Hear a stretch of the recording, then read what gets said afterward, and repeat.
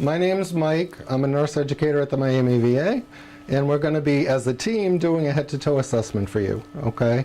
I'm going to begin with the initial interview and the first couple of points of your assessment. First thing you're going to do is, before you walk into the room, is wash your hands. You walk in, you introduce yourself to the patient. My name is Mike. I'm going to be taking care of you. Can you tell me your name? And when is your birthday? Okay. And what's your last four? Very good. Do you have any allergies that you know of? I have no allergies. To food or medication? No. Okay. Do you wear a hearing aid or glasses? No, I do not. Okay. Now, one of the things you're going to want to do is you're going to want to look at the encounters that are due. Okay, the encounters I'm going to specifically focus on are suicide and domestic violence. Do you feel like you want to hurt yourself? No. Have you ever tried to hurt yourself in the past? No. Okay. Do you feel safe when you're at home, or do you feel like you could be harmed? No, I feel safe. Okay. And do you feel like anyone's trying to use you for like money or stuff like that? No, not at all. Okay. All right, so essentially that's the beginning first couple of minutes, and now Letiana is going to do the head-to-toe assessment. Okay, hi, my name is Letiana Sever. I'm a part of the professional development team. I'm now going to show you how to do a full head-to-toe assessment. First, you'll wash your hands, and then you'll put on gloves. Make sure the whole time that you maintain the patient's privacy, so you'd pull the curtain and ask if any family members should step out. So my name is Letiana Sever. We already identified you as a Sidro. So is it okay that I touch you to do the full head-to-toe assessment? Yes. Okay, so we're gonna start with the head. We're just gonna feel to make sure there's no lumps, bumps, bruises, or anything inside the head. So you're looking and feeling at the same time. I'm going to look into his ears. You're gonna look in both of them to make sure there's no drainage, no sores or breakdown in the ears. So you're gonna look at both of them. Then now I'm going to look at his eyes. So we're gonna make sure the pupils are equal, round, and reactive to light. So you're just gonna shine it from this way. And then you're gonna do this one. And I'm just going to make sure that they accommodate. Now, can you pull your mask down so that I can look? Now I'm gonna look into his nose to make sure there's no drainage, no deviation. Okay, can you open your mouth? So now we're looking into the mouth. We're making sure there's no bad odor, no breakdown with the mouth, the teeth, the gums, that there's no sores. We're looking at the face to make sure that it's symmetrical, that everything aligns. I'm gonna feel for his lymph nodes to see if we're palpating for any tenderness, any swelling.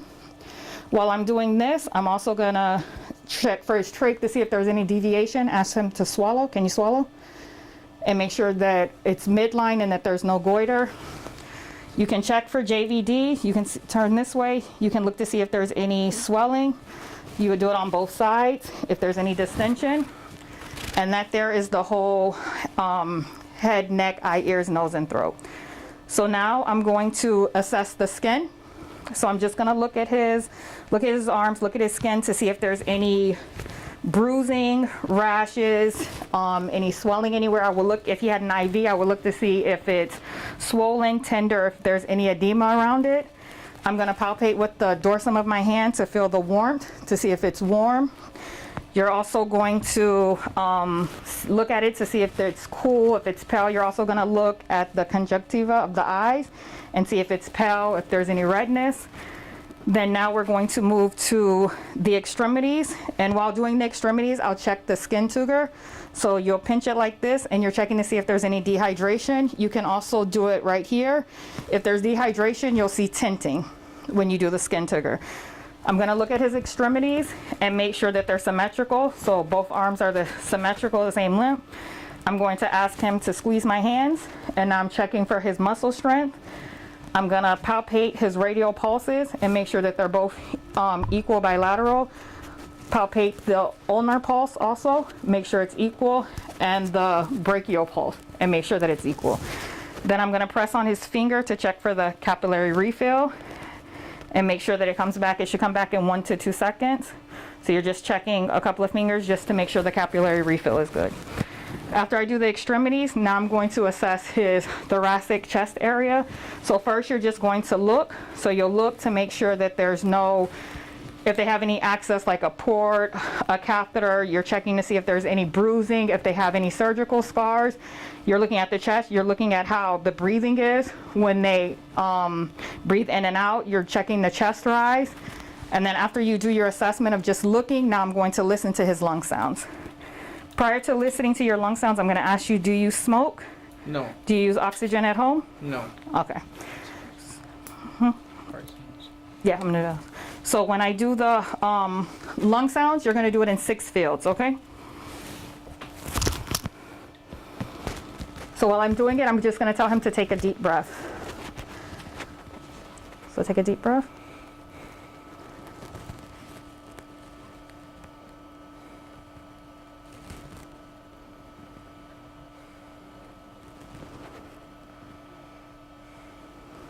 And in the front, you're going to listen laterally. So you're going to place it here and take a deep breath. If it's a female patient, prior to listening, you're going to ask the female patient if it's okay for you to displace the breast, and you're going to do it with the back of your hand, but you're going to ask prior to doing it. So now that I listened to the lung sounds in the front, I'm now going to listen to the heart sounds. So you just tell them to breathe regularly while you're listening to the heart sounds.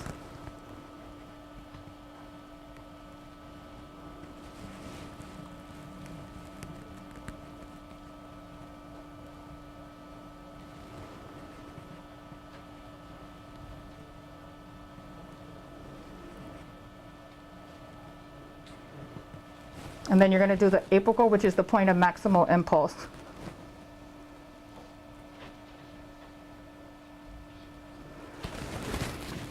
So now that I listen to the lung sounds in the front and the heart sounds, I'm now going to ask the patient to sit up, and I'm going to have him to swing his legs this way so that you guys can see the points in the back where I place the stethoscope.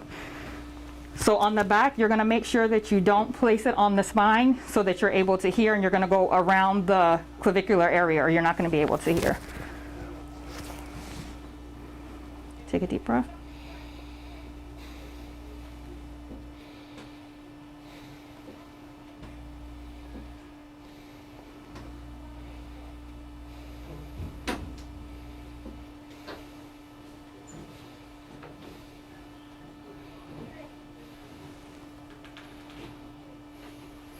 And if you notice when you're listening that you go from, you start here, you go to the next side, and then you slide down and go to the next side. So you're never really having to lift the stethoscope.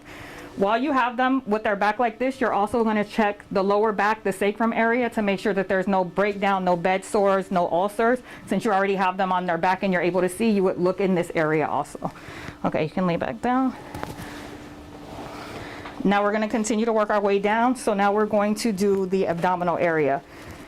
If the patient is able to lie flat, they don't have any CHF and they're able to lie flat, the best way to do the abdominal assessment is with the patient lying flat. First, you're going to assess. Before touching, you're just going to look. You're going to look to see if there's any distension, if you see any bulges, any pulsating in the abdomen, and then you're going to listen in all 4 quadrants. So you're going to start with the right lower quadrant.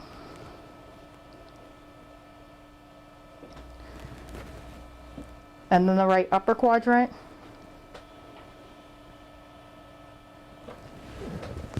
The left upper quadrant.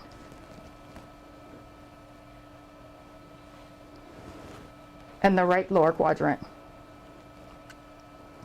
The left lower quadrant, sorry.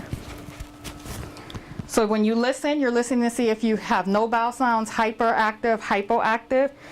Before you can say that you have no bowel sounds on a patient, you have to listen for the full 5 minutes. But you need to listen for a couple of seconds to make sure that you hear whether it's hypo or hyperactive or normal bowel sounds. After you've listened to the bowel sounds, now you're going to palpate to see if they have any pain or tenderness. So you start with the right lower also. Do you have any pain? No pain. Any pain here? No. Any pain here? No. So you're pressing. Any pain here? No. After you palpate, now you're going to percuss.